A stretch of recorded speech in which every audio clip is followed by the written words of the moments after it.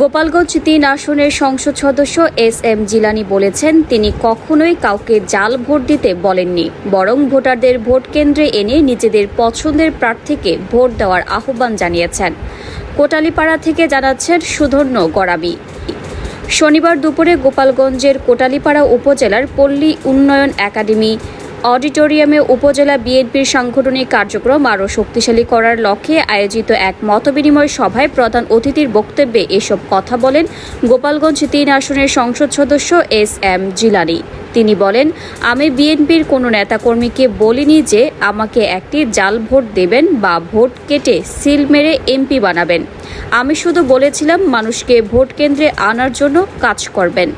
মানুষ ভোট কেন্দ্রে এসে তার পছন্দের প্রার্থীকে ভোট দেবে।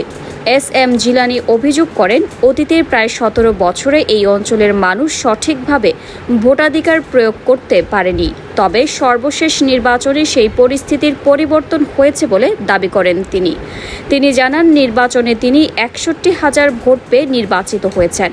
অপর দুই প্রতিদ্বন্দ্বী প্রার্থী যথাক্রমে ৩৪,০০০ এবং প্রায় ২৫,০০০ ভোট পেয়েছেন।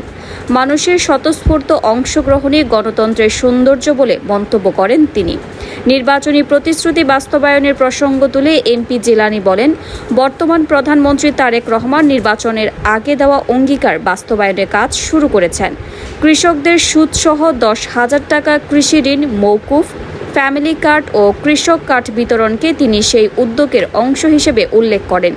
তিনি আরও বলেন, বিএনপি মানুষের কাছে দেওয়া প্রতিশ্রুতি বাস্তবায়নে বিশ্বাস করে এবং এলাকার উন্নয়ন ও জনকল্যাণের কাজে অব্যাহত থাকবে।